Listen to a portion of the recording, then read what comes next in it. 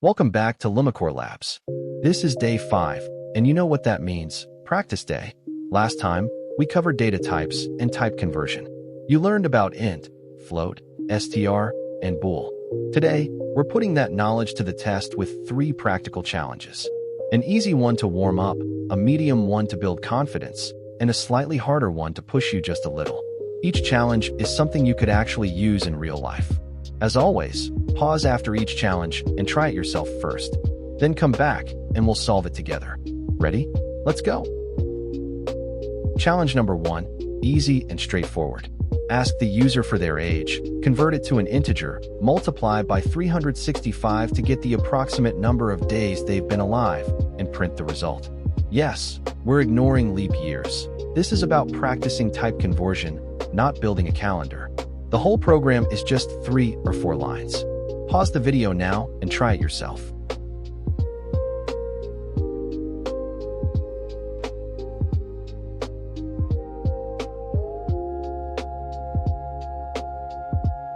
Alright, let's walk through the solution together. First, I'm printing a small header to make the program look organized.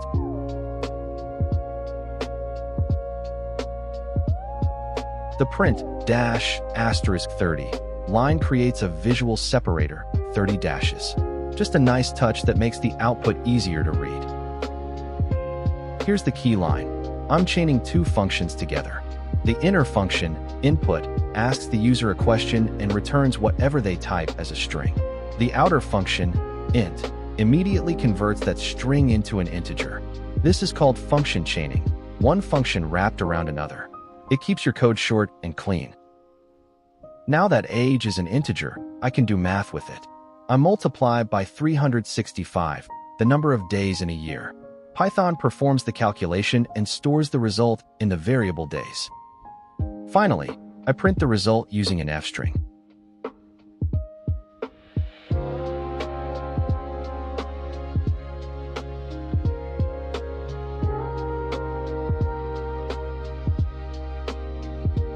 The curly braces tell Python to insert the value of days right into the sentence.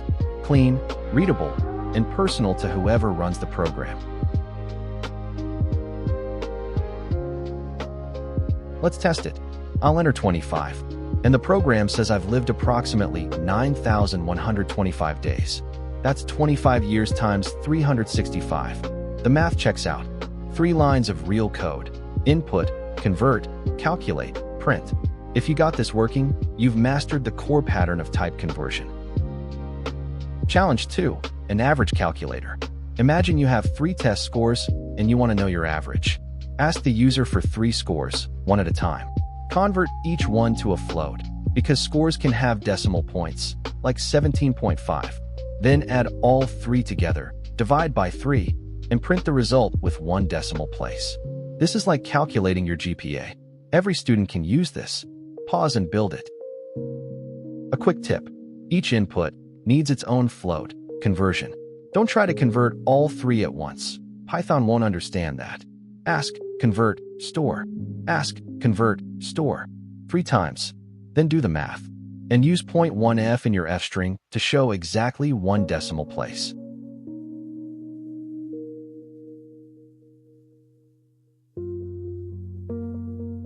Let me walk you through this. First, the header, just like before, a separator line keeps things organized.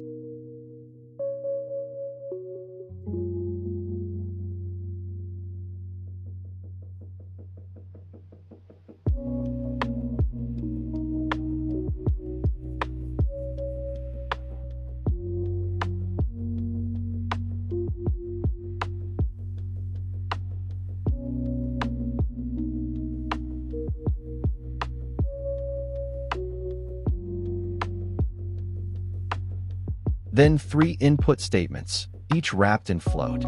I'm using float instead of int because test scores often have decimals. A score of 17.5 out of 20 is perfectly valid, and int would crash on that decimal point. Float handles it smoothly.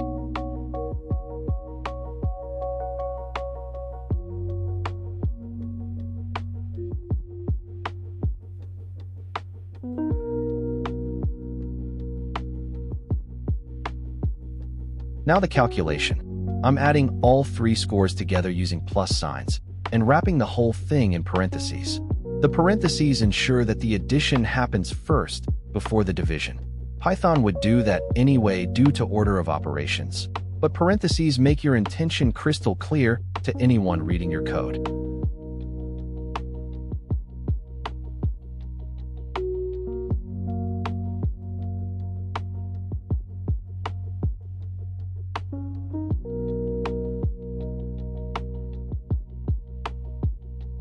In the print statement, I use 0.1f to format the average to exactly one decimal place. Without this, Python might display something like 18.23333333333. With 0.1f, it's just 18.2. Clean, professional, and easy to read.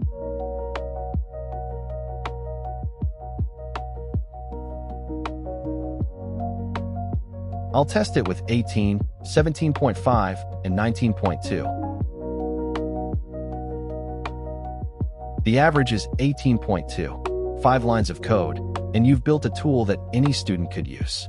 Simple, practical, and real. Challenge 3, a discount calculator. You're shopping and see something with a discount tag.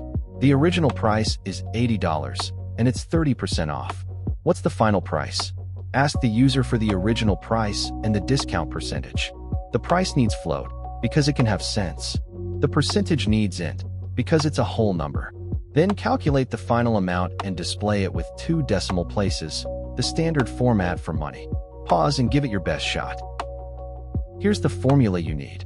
To apply a discount, first convert the percentage to a decimal.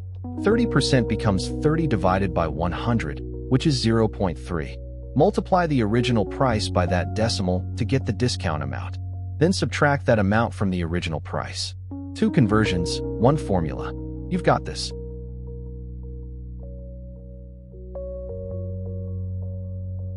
Let's break down the solution. First, the header, consistent with all our other programs.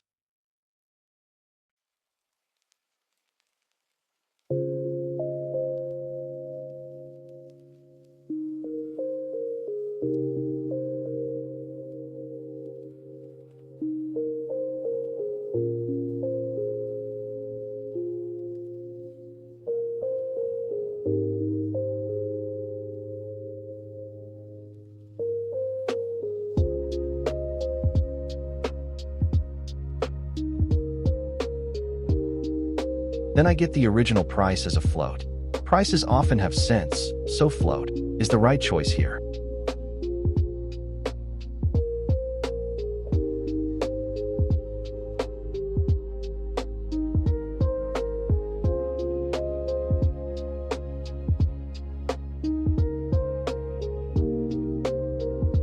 The discount percentage is an integer. People say 30%, not 30.5%. So int works perfectly.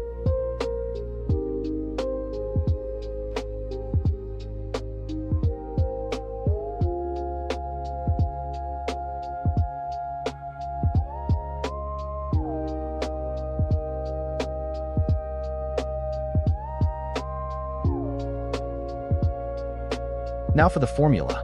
Price * discount /100 calculates the discount amount. If the price is 80 and the discount is 30, 80 by 30 /100 equals 24. That's how much you save. Then I subtract that from the original price to get the final amount.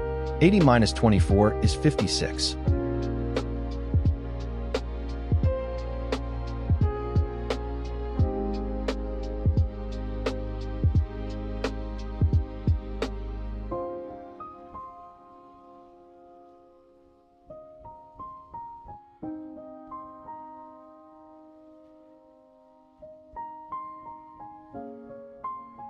In the print statement, 0.2f formats the final price to exactly 2 decimal places. This is the standard format for money. Always show 2 digits after the decimal point, even if the price is a whole number. 56 becomes $56.00. I'll test it. Original price, $80. Discount, 30%. Final price, $56. You just saved $24. And you built the tool that figured that out for you. If your code didn't work, don't stress. Go through this checklist. First, did you actually convert the input? Input alone is a string. You need int or float around it. Second, for percentages, did you divide by 100? Multiplying by 30 gives you the wrong answer. Third, are you formatting decimals with 0.1f or 0.2f? These small details make the difference between a program that crashes and one that works beautifully. Excellent work today. You've built 3 genuinely useful tools: an age calculator, a grade averager, and a discount finder. Each one took just a few lines of code, but each one solves a real problem. That's the power of programming. In the next video, we're diving into strings, operators, and booleans, the tools you need to make your programs smart and interactive. If this practice session helped you, smash that like button and subscribe to Lumicore Labs. Tell me in the comments which of these 3 tools you'll actually use in real life. I read every comment. See you on day 6.